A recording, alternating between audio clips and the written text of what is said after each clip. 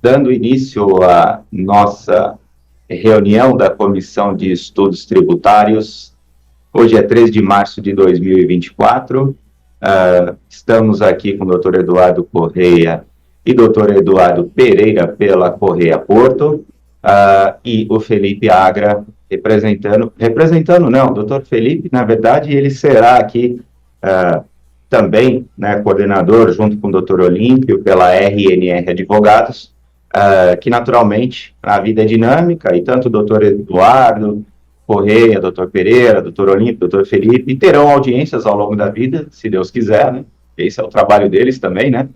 E aí essas audiências, eventualmente, não os permitirão participar de uma reunião e outra, mas sempre estarão aqui representados por um advogado associado dos escritórios Correia Porto e RNR.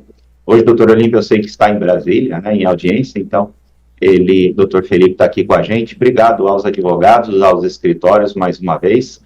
Esta é a segunda reunião dessa nova versão de comissão, né? Temos aí 2 fortes escritórios atuando não só no campo institucional aqui nas comissões, como também em um novo projeto de diversas teses tributárias que estamos aqui iniciando o ingresso, o peticionamento desses pedidos de liminares, né, com o objetivo de alcançar uma aplicação coletiva, né, voltado aos associados da BIARP, do Sindipor e da Aresp, né. Vamos começar a reunião do dia de hoje. Sou Reinaldo Megna, presidente executivo da BIARP Sindipor, diretor executivo da Aresp. Eu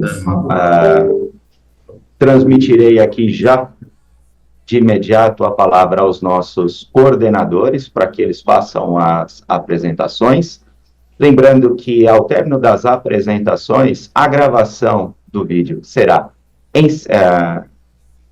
encerrada, né? Ela será pausada para que a gente retome o ambiente de bate-papo de comissão, sem gravações, e a parte das exposições dos oradores serão disponibilizadas posteriormente nos nossos canais para que outros possam assistir que não puderam estar aqui conosco hoje.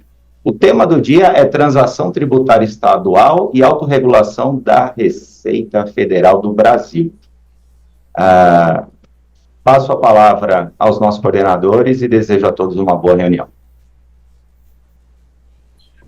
Bom dia, Reinaldo, muito obrigado, bom dia a todos, aos diretores e diretoras que estão aqui presentes também, e todos que puderam prestigiar essa reunião da Comissão de Estudos Tributários do Sindipor.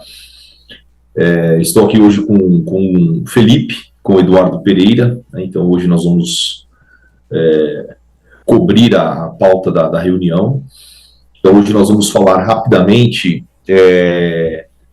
dos temas relacionados ao informativo tributário que foi enviado recentemente para todas as associadas. Então quem vai fazer esse comentário é o Eduardo Pereira. Na sequência, nós já alinhamos isso, né? O Felipe, da RNR, vai falar um pouquinho sobre a autorregularização de débitos junto à Receita Federal, que é uma hipótese excelente, né, de busca de adimplência fiscal para quem tem débitos federais naquelas hipóteses específicas.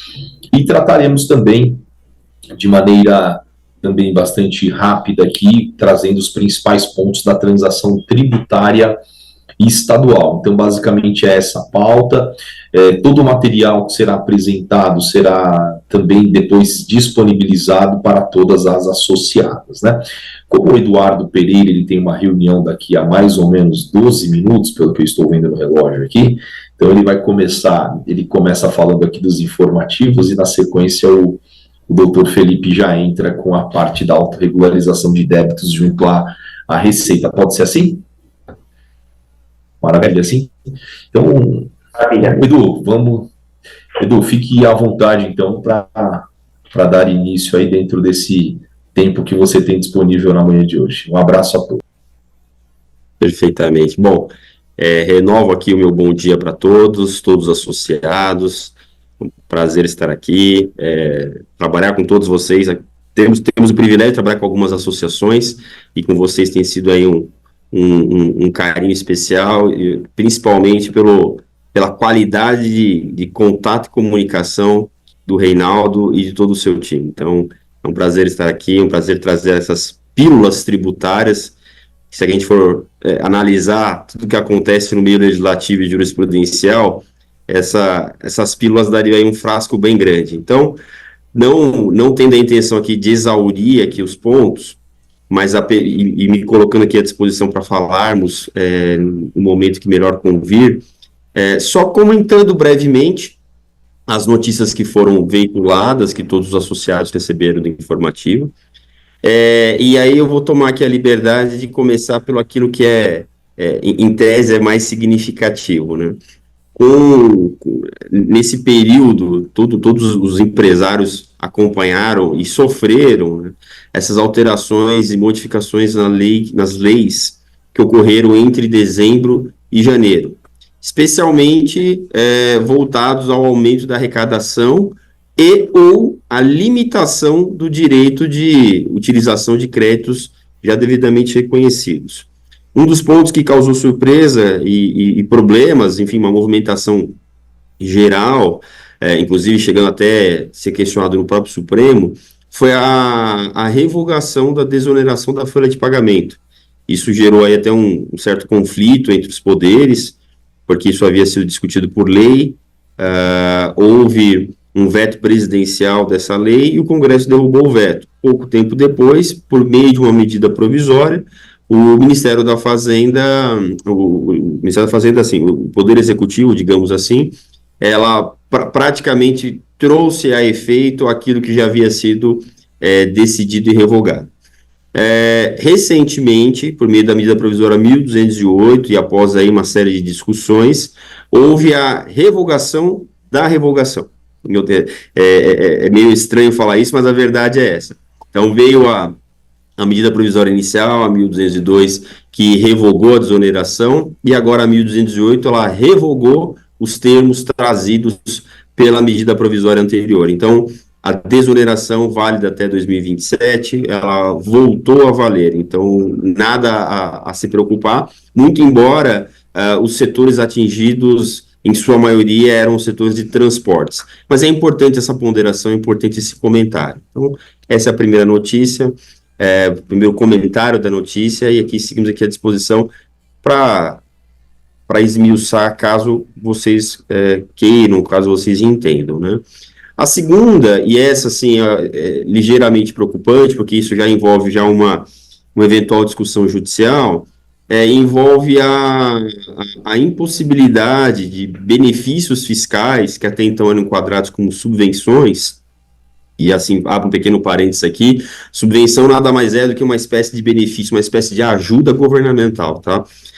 Desses benefícios, eles não integrarem a base de cálculo do imposto de renda, da contribuição social, do PIS e da COFINS. Isso é uma discussão já de longa data, e aqui falo brevemente. No ano 2018, o Superior Tribunal de Justiça entendeu que créditos presumidos de ICMS, que são concedidos aí pelos estados, eles não integram a base de cálculo desses tributos federais. Isso estava pacificado. Como a discussão na época, lá em 2018, envolveu apenas os créditos presumidos de ICMS, surgiu a discussão falar, bom, tudo bem, e com relação aos demais benefícios fiscais? Isenção, diferimento, redução de base, e etc. O termo etc. é isso mesmo, porque foi feita uma generalização do termo. No ano passado, em junho de 2023, o STJ, primeira sessão, que é a turma competente que analisa as matérias envolvendo o direito público, ela reviu esse tema e manteve um posicionamento favorável aos contribuintes. E falo favorável em aspas, por conta de algumas peculiaridades que eu vou explicar aqui. Então, tanto em 2018 quanto em 2023, o STJ entendeu que os benefícios fiscais, e aí façam aqui uma parte com relação aos créditos presumidos, e os demais benefícios fiscais, se atendido alguns requisitos previstos na lei, e aqui falo, artigo 30 da Lei 12.973 de 2014, atendido aqueles requisitos, eles não integram a base de cálculo desses tributos federais. E é o que aconteceu aqui no final e começo do ano. houve a revogação exatamente de todo o texto desse artigo 30 da Lei 12.973. Então, qual seria aí o resultado? A partir de agora, de janeiro de 24 para frente, todo e qualquer benefício fiscal, e aí se incluindo também o crédito presumido, passa a integrar as bases de cálculo do IRPJ, CSL, PIS e COFINS. Existe lá a lei 14.789, que trouxe essa disposição, ela também trouxe ali alguns pontos, né, bem pontuais mesmo, concedendo um crédito para as empresas em substituição ao entendimento anterior. Só que essa disposição, ela é muito discutida, ela é muito discutível, tanto que a própria Confederação Nacional da Indústria, a CNI, já levou o tema para o STF para ser discutido. Porque o entendimento é que foram estabelecidos novos requisitos para que essas subvenções de investimento possam ser, para que esses benefícios possam ser considerados como subvenções de investimentos e, a partir disso, não serem tributados. Só que esses requisitos, eles praticamente são impossíveis de serem cumpridos, porque eles vinculam o benefício a um investimento efetivamente existente. E isso vem violando a própria dogmática sobre o tema e o próprio entendimento já das cortes superiores, no sentido de entender de que o termo subvenção de investimento, ele não precisa estar necessariamente atrelado ao investimento. Você precisa apenas, e abro aspas novamente no apenas, demonstrar que aquele benefício que foi concedido gera ali algum resultado no caixa e que a destinação seja a própria empresa, não uma distribuição de lucros, por exemplo. Tem alguns detalhes, obviamente, que não vou me alongar por conta do tempo, mas esse é um ponto importante. Vale a pena todos os associados analisarem os benefícios fiscais que possuem, inclusive créditos presumidos, para, se o caso, avaliar se é interessante judicializar o tema ou se, querendo ou não, né, se os termos da nova legislação são adequados e daí por diante adotar ali os procedimentos necessários. É discutível, é um tema denso e por isso, mais uma vez, nos colocamos aqui à disposição para falarmos especificamente sobre isso. Um tema importante, especialmente considerando o setor aqui do Sindibor, né? As empresas que seguem a apuração do PIS e COFINS pela sistemática não cumulativa, a própria legislação confere o direito de crédito de algumas despesas inseridas, inerentes ao processo produtivo. O CARF, que é a instância de julgamento máxima a nível federal, instância de julgamento administrativo a nível federal, tem um entendimento muito pacificado de que embalagens geram direito a crédito a tomada de crédito PIS e COFINS. Só que, enfim, na operação e de diversas empresas de diversos segmentos, esse critério de embalagem ele fica muito pulverizado. Então, a jurisprudência ela foi se alinhando, ela foi se maturando no sentido de que são aquelas embalagens que efetivamente sejam necessárias para o processo produtivo, especialmente para manter a qualidade e a eficiência da mercadoria que está sendo ali comercializada. E, recentemente, dentro dessa sistemática, o CARF entendeu que caixas de papelão conferem direito a crédito de PIS e COFINS. Então, as caixas de papelão para consumo de mercadorias, para transporte das mercadorias, o custo da aquisição delas, elas geram um direito creditório. Isso já é jurisprudencialmente reconhecido pela instância de julgamento da própria Receita Federal. Então, isso é importante, é uma avaliação interessante, a depender do custo que isso envolve para as empresas, pode haver aí uma recuperação, um fôlego financeiro interessante, inclusive para abater de débitos do próprio PIS/COFINS e demais contribuições, né, demais tributos de ordem federal. Então, esse aqui é o terceiro tema. Peço desculpas por estar falando dessa maneira acelerada, e também pelo fato de eu falar muito, reconheço também. Por fim, a própria medida provisória 1202, que foi a que trouxe a revogação da desoneração da folha de pagamento, ela também trouxe outras disposições, dentre elas, a limitação do direito de compensação de créditos reconhecidos por decisão judicial transitada e julgada. Acredito que a maioria dos associados aqui, dos filiados, ingressaram com a famosa tese do século, que envolveu a exclusão do ICMS da base de cálculo do PIS e COFINS, julgada favoravelmente pelo STF em 2017 e reafirmada em 2021. E por conta desses créditos, por conta da recuperação, as alegações e disposições trazidas pelo Ministério da Fazenda é que isso praticamente quebraria os cofres do Tesouro Nacional.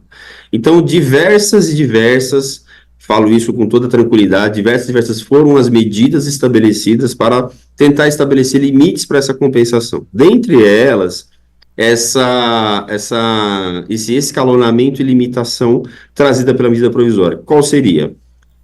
A partir do montante reconhecido do crédito que foi habilitado, até então os contribuintes eles poderiam dispor livremente.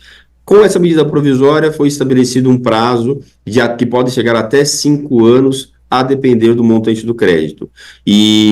Então, para as empresas que tiveram um crédito superior a 10 milhões de reais, ela teria que utilizar esse crédito num prazo mínimo de 12 meses. E isso sucessivamente, 10 milhões, 20 milhões, isso sucessivamente. Então, estabeleceu aqui uma limitação. Então, aquela empresa que teria ali débitos suficientes para matar tudo numa compensação única, ela está vedada por conta dessa medida provisória.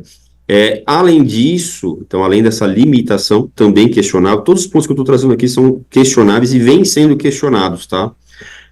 Além disso, essa mesma medida provisória, nesse ponto com relação à limitação da compensação, ela também estabeleceu um prazo máximo para você utilizar seus créditos, que seria o prazo de 5 anos contados, ou da decisão, ou do trânsito julgado da decisão, ou da transmissão da primeira declaração de compensação.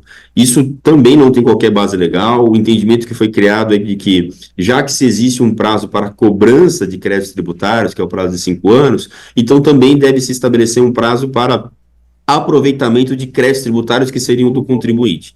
Só que isso não tem base legal, isso não está previsto no Código Tributário Nacional, enfim, isso vem sendo extremamente questionado. Nós aqui do escritório temos alguns clientes que já discutiram isso judicialmente, como também temos alguns outros que conseguiram equalizar as contas e não mais discutiram. Então, são temas densos, importantes, afetam diretamente o caixa de vocês, mas a nossa recomendação é sempre que isso seja avaliado, porque, embora tenhamos argumentos suficientes para discutir, nem sempre é viável. Às vezes, a própria operação da empresa, ela entende que aquilo não é interessante. Pessoal, esses são os breves comentários com relação ao informativo recentemente circulado para todos. Mais uma vez, me coloco aqui à disposição para falarmos sobre. Meu e-mail é eduardo.silva@correiaporto.com.br. Fica aqui, o Reinaldo tem os meus contatos também, e deixo a liberdade aqui ao Reinaldo para compartilhar com todos. E como o Eduardo Corrêa havia comentado, eu tenho um outro compromisso agora, infelizmente terei que me ausentar, mas mais uma vez aqui quero agradecer aqui a presença, a participação e o convite, desejando aqui uma ótima reunião para todos. Então, um abraço a todos, Eduardo Corrêa, Reinaldo e Felipe, deixo aqui com vocês aqui. Um abraço, Edu. Desculpa, um abraço, doutor Eduardo, muito obrigado. Não, Felipe, doutor Eduardo, os doutores Eduardo aqui. Eu só ia fazer um comentário, caso fique à vontade. O associado não tenha visto o informativo tributário, o qual o doutor Eduardo Pereira percorreu agora, né, esses highlights que ele trouxe nestes comentários, referem-se ao informativo 040/2024, enviado na segunda-feira, 11/3, às 15h38, na verdade o horário vai ser diferente para cada um. Mas, enfim, caso alguém não tenha visto este informativo e queira recebê-lo, é só pedir ao atendimento@borracha.com.br. A nossa coordenadora executiva, Elielma, está aqui nos ouvindo e os atenderá com a informação. Os escritórios, naturalmente, também estão sempre à disposição para recepcionar dúvidas, e assim o faremos, caso vocês enviem. Muito bem, Doutor Eduardo, obrigado pela reunião que você está indo agora. E volto a palavra aqui para o doutor Eduardo Correia e o Felipe Agra. Eu não sei quem que é o próximo. Fiquem à vontade aí, eu sei que vocês já se organizaram antes. Um abraço. O Felipe vai dar seguimento. Um abraço, gente. Fica à vontade, Felipe, para dar seguimento, meu amigo. Obrigado. Renovo aqui meus votos de bom dia para todos. Renovo também a minha alegria em integrar essa comissão. Espero contribuir positivamente aí para trazer soluções para todos na área tributária. Eu gostaria de falar, o tema que eu vou tratar hoje seria o novo programa de incentivo de autorregularização incentivada que foi criado em novembro de 2023 através da Lei 14.740, em que criou um novo programa de parcelamento para os débitos junto à Receita Federal. Para ficar mais fácil para a gente de visualização, eu vou integrar aqui uma apresentação que nós fizemos para que todos vejam de uma maneira mais fácil, tá? Maravilha. Quer compartilhar que todos estão vendo? Sim. Maravilha. Como eu falei, é um programa que foi criado pelo governo federal em novembro de 2023, onde ele cria a possibilidade de o contribuinte aderir a um programa de parcelamento especial, onde terá o afastamento integral da multa e dos juros, tá? Para débitos, como eu falei, no âmbito da Receita Federal. Só que nesse parcelamento ele exclui possíveis débitos do Simples Nacional. Então, assim, todos os débitos da Receita estão passíveis de adesão a esse programa de parcelamento, exceto os débitos do Simples Nacional. O objetivo do governo com esse programa de parcelamento é realmente diminuir o contencioso tributário administrativo no âmbito da Receita Federal e também incentivar os contribuintes a efetuarem o parcelamento de forma com vários benefícios, na verdade, que vão ser daqui a pouco apresentados, para que também se evite possíveis inscrições desses débitos em dívida ativa e acabe gerando novos valores, até mesmo com a inclusão de encargos jurídicos, da própria inclusão da inscrição da dívida ativa e possíveis execuções fiscais. Então, realmente, um modo de tentar diminuir esse contencioso tributário administrativo. Todos os débitos, como eu falei, que estão no âmbito da Receita Federal, poderão ser passíveis de adesão. Enquanto o doutor Felipe altera o mecanismo do microfone, eu só vou antecipar aos advogados aqui perguntas e, óbvio, dizer a todos que logo mais a gente interrompe a gravação para vocês participarem com perguntas pelo microfone, o que evidentemente já podem fazer, sintam à vontade, inclusive enviando perguntas pelo chat, mas eu vou pedir que também eles destaquem a diferença que ocorreu ou ocorrerá, na verdade, em relação ao primeiro edital da Lei de Transação Tributária Estadual ao que está previsto ocorrer no segundo edital, para que todos entendam a questão do que era admissível ou quais eram as empresas, melhor dizendo, elegíveis ao primeiro edital e o que será elegível ao segundo edital, né? Só para destacar bem essa questão aí, que eu acho que pós-lei ocorreu um pouco de dúvida em relação a essas questões de edital. Doutor Felipe, está com o microfone agora? A ver se agora melhorou, Reinaldo. Muito melhor. Melhor? Maravilha. Então, assim, retornando à apresentação, como eu falei, todos os débitos no âmbito da Receita Federal serão passíveis de adesão a esse programa de autorregularização. Contudo, a lei e a própria instituição normativa falam que os débitos com vencimento original até 30 de maio, que foi quando foi publicada essa lei, serão passíveis de adesão, bem como os débitos que não estejam regularmente constituídos até 1º de abril. Nesse caso, eu abro até mesmo parênteses, porque vem gerando um certo conflito entre a lei federal, a inscrição normativa da Receita Federal, e com o perguntas e respostas da própria Receita Federal. Por quê? A Receita Federal, no perguntas e respostas, elas falam que elas colocam uma limitação, como se só pudesse aderir a esse programa de parcelamento os débitos constituídos até dia 30 de novembro. Contudo, na própria lei e na legislação normativa não existe essa limitação. Então, muitas empresas estão entrando com medidas judiciais, requerendo que seja afastada essa limitação imposta pelo perguntas e respostas, vendo que ela não tem nenhuma força legal, e está sendo deferido, tanto no TRF3 como no TRF4, liminares, concedendo isso e permitindo que as empresas que possuam débitos constituídos após dia 30 de dezembro, após 30 de novembro até dia 1º de abril, sejam passíveis de inclusão nesse programa de parcelamento, tá? Então, assim, retornando a essa questão dos débitos, os débitos que estejam com vencimento até dia 30 de novembro e que estejam em matéria de apresentação de recursos, sejam impugnados por recurso administrativo, ou débitos que sejam oriundos da não homologação de requerimento de compensação, todos débitos também que já estejam incluídos em um procedimento de fiscalização, todos esses débitos serão possíveis de parcelamento, serão possíveis de adesão a esse programa de parcelamento, tá?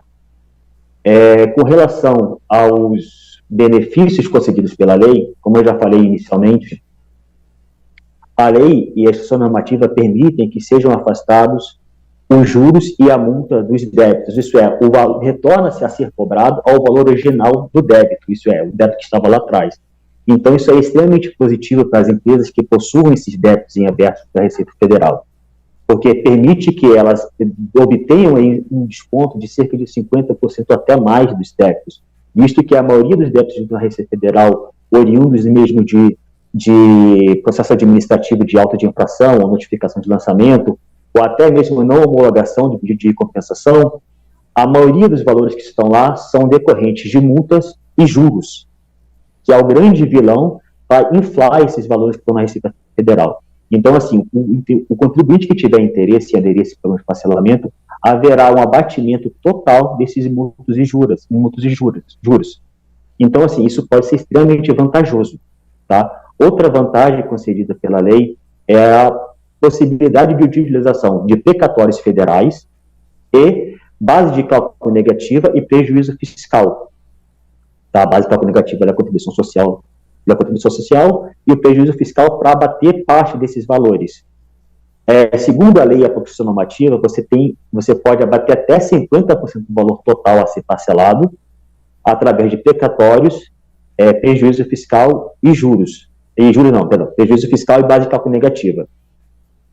E você poderá não somente utilizar precatórios, prejuízo fiscal e base de cálculo negativa próprio, mas também poderá utilizar de terceiros, isso é, de controladoras, coligadas, desde que estejam devidamente escriturados, e isso será possível para poder abater, inclusive, na parcela de entrada, tá? Porque para você fazer, para o contribuinte fazer essa adesão, ele precisará, no momento do requerimento de adesão, efetuar o pagamento e o recolhimento de 50% desse valor total. Então, assim, o contribuinte vai poder utilizar esse prejuízo fiscal e os precatórios para abater essa parcela de entrada, que pode ser, muitas vezes, até uma maneira de diminuir essa vontade do contribuinte em aderir a esse programa de parcelamento, exatamente pelo valor que se precisa de pagar de entrada. Outra garantia que a lei vai permitir é que esses juros e essa multa, tá, abatidos, isso é, afastados do débito fiscal, não sofram a incidência de imposto de renda, contribuição social, PIS e CONFINS, tá? Evitando qualquer tipo de questionamento por possíveis ganhos, benefícios obtidos. Então, assim, isso já está afastado pela própria lei e pela instituição normativa. Então, assim, não vai ocorrer essa incidência desses impostos que incidiriam sobre os ganhos do contribuinte. Dando continuidade, como eu falei, o contribuinte ele tem até dia 1º de abril para efetuar esse requerimento. Como é feito esse requerimento? O contribuinte precisa apresentar um formulário preenchido, formulário da Receita Federal preenchido, informando todos os débitos de forma individualizada, tá? todos aqueles débitos que ele pretende integralizar nesse programa de parcelamento, ele precisa estar lá relacionado, informando o código da Receita, informando a data de constituição, informando se existe processo administrativo, a data de vencimento. Todas essas informações devem estar ali contidas nesse formulário, bem como informando os prejuízos fiscais e base de cálculo negativo e precatórios próprios e de terceiros. Então, assim, no momento da adesão, você deve apresentar todos esses tipos de quesitos, todas essas informações, e apresentar na Receita Federal através de um requerimento administrativo. Então, assim, não vai ser possível aderir a esse programa de parcelamento através de uma forma automática, por assim dizer, onde você simplesmente acessa ao ECAC do contribuinte, seleciona a forma de parcelamento e simplesmente adere. Não, você vai precisar preencher esse formulário e apresentar todas essas informações na forma de um processo administrativo, que será apreciado pela Receita Federal e homologado ou não. Tá? Outra coisa que precisa realmente apresentar no momento da adesão também é a guia paga desses 50% da entrada. Então, assim, se o contribuinte vai utilizar o precatório ou prejuízo fiscal ou a base de cálculo negativa, ele deve abater dessa entrada esses valores, recolher essa guia até o dia em que foi efetuado o requerimento de adesão e apresentar no momento da adesão essa guia paga, bem como informar os valores que estão sendo utilizados ali para acreditar dessa entrada. Ou então, caso não possua prejuízo fiscal, base de cálculo negativa ou até mesmo precatório, o contribuinte deve apresentar a totalização desses 50% de entrada no momento da adesão, sob pena de não ser homologado esse programa. Tá? A grosso modo, seria basicamente isso com relação a essa forma de autorregularização. É um programa que é extremamente vantajoso para o contribuinte, porque permite realmente efetuar um abatimento gigantesco da dívida que esteja no da Receita Federal, com a exclusão, muitas vezes, de multa de 150%, de 75%. Então, isso aí permite um abatimento gigantesco e pode ser extremamente vantajoso. E, como eu falei, uma coisa que pode dar uma diminuída nessa intenção do contribuinte aderir a esse plano de parcelamento é exatamente essa entrada. Infelizmente, precisa ser de 40% e 50%. Só que aquele negócio, você utilizando esses 50%, utilizando o prejuízo fiscal, você consegue fazer um abatimento gigantesco também, porque o prejuízo fiscal a base de cálculo negativo, você consegue abater até 50%. Isso você consegue pagar integralmente a entrada com esse prejuízo fiscal, com essa base de cálculo negativo e com esse precatório. Então, se a empresa possui esses créditos, pode ser também extremamente vantajoso. Outra informação que eu não passei é com relação ao parcelamento, tá, em si. Além da entrada de 50%, o saldo remanescente, o contribuinte ele vai poder efetuar esse parcelamento em até 48 parcelas, tá? Sendo cada parcela corrigida mensalmente pela Selic acumulada. Também será possível aderir a esse programa de parcelamento não só as pessoas jurídicas, tá? Mas as pessoas físicas também serão contempladas com essa possibilidade de adesão a esse programa de parcelamento, tá? Então, assim, basta informar todas essas questões, informar as parcelas que pretende aderir, a quantidade de parcelas, o valor de cada parcela, apresentar tudo esse momento para receber o momento da requerimento de adesão e continuar efetuando esses pagamentos. Eu acho que pode ser bastante vantajoso para as empresas nesse quesito. Doutor Eduardo, se quiser continuar, agradeço bastante a todo mundo que está aqui. Peço desculpas por falar de forma tão acelerada, às vezes eu acabo falando muito rápido. Caso tenha ficado alguma dúvida ou não tenha entendido alguma coisa, estou à disposição para sanar qualquer dúvida. Legal, Felipe, se puder, por gentileza, se puder descompartilhar, aí a gente verifica se alguém tem alguma dúvida, algum comentário a fazer. Podem fazer agora, ou fazer ao final, ou fazer dentro do chat, e também depois da reunião, né, enviar para o Sindborg, que a gente vai tentando atender aí na medida em que as dúvidas chegarem. Mas muito interessante, você vê bastante conteúdo, né? O Eduardo falou de 3 temas de uma maneira muito resumida, né? Mas deu para compreender, né? O informativo já já foi enviado, então o conteúdo está disponível para todas as associadas. Tem esse tema também do Dr. Felipe, que é um tema super também interessante. Então, para quem tem débitos junto à Receita Federal, dentro dessas condições, é uma oportunidade, assim, excelente, né? E aí estamos aqui à disposição. Oi, desculpa. Não, você estou concordando apenas. Aí estamos aqui à disposição para tirar essas dúvidas. Qualquer dúvida ela é encaminhada para o Sindibor encaminha aqui para a Comissão de Estudos Tributários, e aí juntos a gente faz tenta contribuir com vocês naquilo que estiver ao nosso alcance, né? E eu vou falar rapidamente aqui da transação tributária estadual, né, que também é outra grande oportunidade para aquelas empresas que especialmente possuem ICMS inscrito em dívida ativa, tá? Então, eu vou fazer agora rapidamente um compartilhamento da minha tela, e esse material será depois disponibilizado, né? O Felipe fez um material um pouquinho mais bonitinho, com o logo do escritório, dos escritórios, né? E o meu acabou ficando com o logo institucional do Sindibor, mas depois a gente padroniza isso também para a gente ter aqui uma identidade única, tá?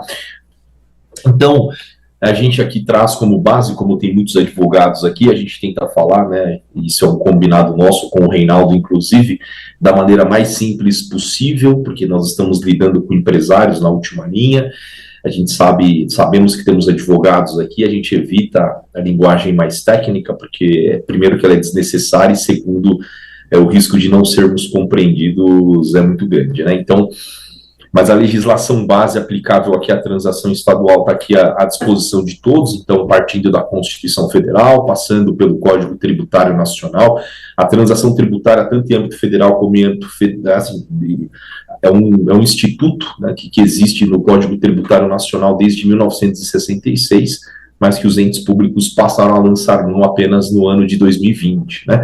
Então, ela veio em âmbito federal em 2020, veio também em âmbito estadual ainda em outubro de 2020, mas ela vem sendo aperfeiçoada ao longo do tempo, e é o que nós vamos ver aqui com a transação tributária estadual. Então, a antiga lei de 2020 foi revogada por uma lei de 2023, que é essa lei que está na tela, 17843 de 2023, e que entrou em vigor agora, recentemente, há praticamente um mês e poucos dias atrás, no dia 7 de fevereiro de 2024, tá? E aqui, as normas regulamentadoras dessa lei. Então, nós temos a resolução número 6 de 2024, que é a resolução que traz todas as regras relacionadas a essa lei, um edital específico de transação excepcional, que é o edital número 1 de 2024, nós vamos falar um pouquinho deste edital aqui nas próximas telas, e as resoluções, as duas últimas aqui, número 1 e 2, que trazem aqui os regramentos para apresentação tanto de crédito acumulado como de precatório estadual para compensação com o ICMS inscrito em dívida ativa que se pretende transacionar, tá? Então, falando de uma maneira bem genérica aqui, então, na transação estadual é uma cópia daquilo que existe em âmbito federal praticamente. Nós temos praticamente duas modalidades de transação: a transação por adesão, que, como o próprio nome diz, o contribuinte adere àquilo que já está proposto pelo ente público, no caso o Estado de São Paulo, e nós temos hoje uma transação por adesão em andamento, que vai até o dia 29/4, nós falaremos um pouquinho sobre ela, e a transação tributária por proposta individual, que essa pode ser pelo contribuinte ou pelo fisco, e também falaremos muito rapidamente sobre elas. Regra geral, as reduções, elas podem chegar a 65% dos créditos a serem transacionados, e o prazo máximo de quitação das parcelas é em 120. Isso é aplicação geral, tá? Então, nós podemos chegar a um desconto de até 65% e parcelas em até 120 meses. Então, nós temos aqui uma vantagem de redução do passivo tributário e uma vantagem de alongamento do prazo de pagamento, já que a gente sabe que no estado de São Paulo, assim como acontece no federal também, um parcelamento ordinário pode chegar a no máximo 60 meses. E aqui nós já vamos falar de exceções, né? Então, essa redução de 65%, ela sobe para 70% no caso de débitos de pessoas físicas, microempresas e empresas de pequeno porte, e aquele prazo geral de 120 meses parcelas para pagar, ela sobe para 145. Assim acontece também aqui no item 2, no parágrafo 2 aqui dentro do slide, né, para empresas em recuperação judicial, tá? Então, também pode haver uma redução de até 70% para empresas em recuperação judicial, mas tem um desconto adicional, que é o desconto de 100% dos honorários, isso expressamente previsto dentro da resolução, e o prazo máximo para quitação também sobe para 145 parcelas. Nós temos alguns debates que podemos fazer mais para frente sobre garantias, né, para empresas em recuperação judicial, porque a regra geral traz uma situação, mas a transação excepcional traz uma outra situação. Então, é algo, inclusive, que pode ser discutido judicialmente. Eu não vejo, viu, doutor Felipe, ninguém falando sobre isso, mas como a gente já tem debatido aqui entre nossos escritórios, a gente sabe que temos uma janela importante aí de oportunidade. Aqui é uma hipótese só para fins meramente informativos, né, de transação no contencioso tributário de pequeno valor. Não existe ainda um edital para essa transação, então não nos importa falar muito sobre ela. As transações individuais, só para que fique aqui fixado, né?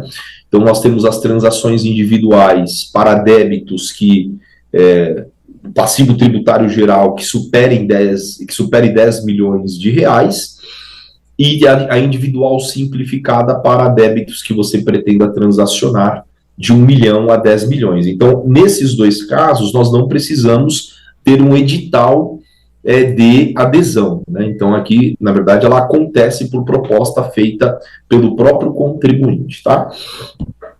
E, bom, colocados os aspectos gerais, nós vamos falar agora especificamente da transação que está dando todo esse ruído no mercado, né, e o que está à disposição do contribuinte neste momento e vai até o dia, como está colocado aqui, 29/4/2024. Essa transação excepcional é para débitos de ICMS inscrito em dívida ativa, cujo os juros tenham sido calculados nos termos da Lei 13.918 de 2009. Então, só explicando este ponto, a partir dessa Lei 13.918 de 2009, o Estado de São Paulo ele passou a publicar mensalmente índices de atualização do ICMS, que eram diferentes daqueles relacionados à atualização de débitos em geral, inclusive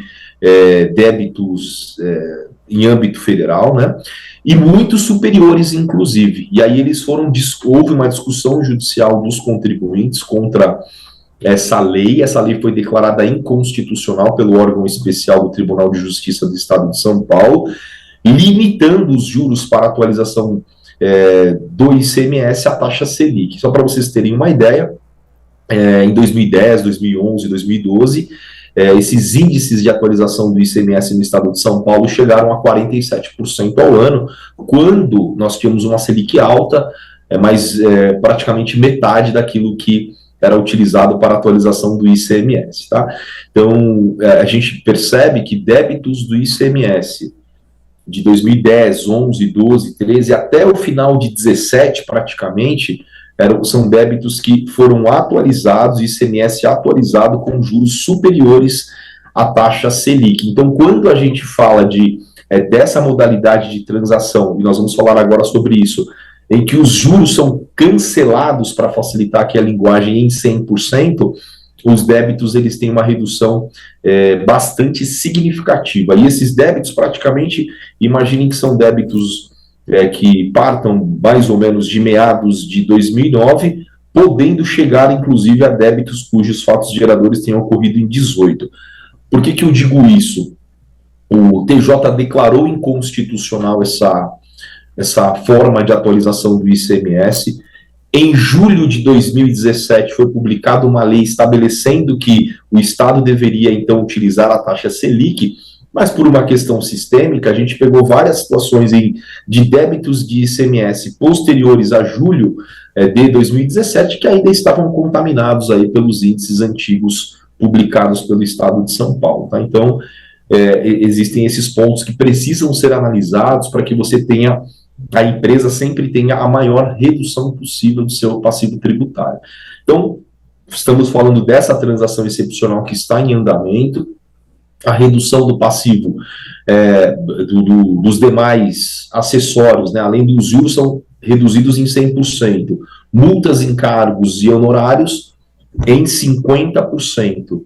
Existe a possibilidade nessas situações, e o mercado de precatório ele deu uma aquecida nos últimos 30 dias praticamente, porque existe uma possibilidade de aquisição de precatórios de terceiros para que você compense com o ICMS inscrito em dívida ativa, limitado até 75% após a aplicação das reduções. Então, só para dar um exemplo, se a empresa tem um passivo de 20 milhões de reais, após as reduções de juros, multas e encargos, esse passivo cai para 10 milhões de reais, para facilitar a conta aqui, até 7 milhões e meio, que representa 75%, pode ser pago com a utilização de precatório.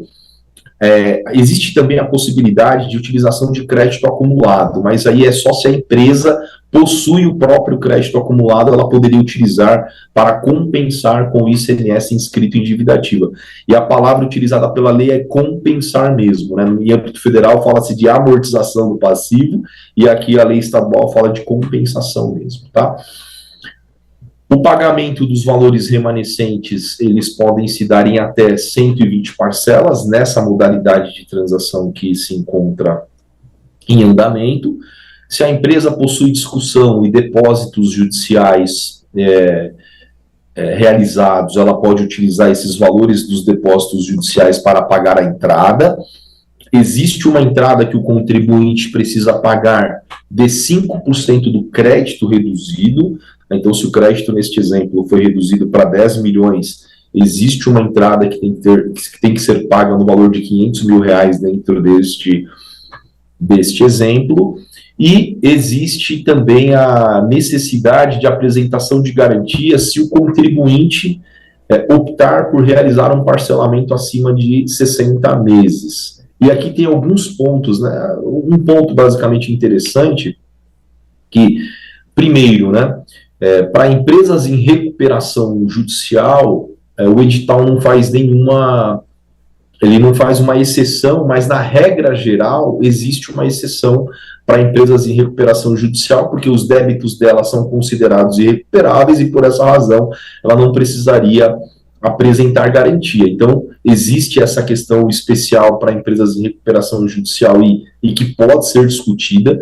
A gente não tem visto, né, mais uma vez dizendo, as pessoas falando sobre isso, mas isso é uma realidade. E outra coisa interessante também é que essa transação excepcional, como é a primeira, ela veio prevista dentro da própria lei. E dentro da lei não tem previsão de que esses débitos precisam ser garantidos, né? Tá aí mais uma discussão, ela não é tão forte como a primeira, mas também existe uma janela aí também de possibilidade de discussão aí para todas as empresas, não só para empresas em recuperação judicial, já que existe uma janela, talvez um vácuo legislativo, e a gente vê um edital que não está, ele está criando uma obrigação que não está prevista em lei. Então, eventualmente, nós poderíamos levantar bons argumentos jurídicos aí e deixar para que o judiciário decida aí qual vai ser a sorte deste tema, né? Você pode incluir, inclusão dos débitos garantidos judicialmente, cuja discussão já tenha transitado em julgado favoravelmente ao Estado. Então, aqui são algumas vedações, né? Você não poderia incluir esses débitos garantidos judicialmente, cuja discussão já tenha transitado em julgado em favor do Estado. Você não pode incluir débitos relacionados ao adicional do ICMS destinado ao FECOEP, que na verdade é o Fundo de Erradicação e Combate à Pobreza, né? Então, para quem pagou não pagou esse adicional. É importante dizer que essa parte especialmente não pode ser incluída na transação tributária. Você não pode transacionar e depois ingressar com ações judiciais para discutir os débitos que você resolveu transacionar. E tem uma parte muito importante que vejo como fundamental, é a empresa lançar mão de transação tributária de uma maneira muito responsável, se ela realmente tiver condições de arcar com essa obrigação de pagamento, diferentemente de parcelamentos especiais, em que a gente via muito na prática a empresa aderindo, pagando 1, 2, 3 parcelas, levantando suas certidões positivas com efeito de negativas, enfim, pela necessidade empresarial mesmo, e depois desistindo dos parcelamentos especiais. Aqui você tem um pênalti, entre aspas, que é não poder transacionar se você não cumprir com sua transação nos 2 anos seguintes, né? Então existe um pênalti que é importante que as empresas analisem. E um ponto importante também é que a empresa pode selecionar aqueles débitos que ela quer transacionar. Então, uma empresa que deve 20 milhões, né, só para falando da utilização da ferramenta de maneira estratégica, de repente ela tenha 5 milhões dos 20 que são mais críticos, né, e aí ela poderia optar por transacionar esses 5 milhões e não os 20 milhões necessariamente. Então, essa avaliação é uma avaliação também importante para que a empresa faça essa adesão da maneira mais responsável possível. Então, eram esses os comentários, né, que tínhamos a fazer aqui sobre transação estadual, e aí ficamos à disposição aqui de todos que queiram tirar alguma dúvida com relação a qualquer tema que tratamos aqui. E antes de continuarmos, peço que, por gentileza, o nosso pessoal interrompa a gravação, agradecendo quem acompanhou até aqui, convidando quem quiser participar da nossa comissão, é só entrar em contato aqui com www.sindibor.com.br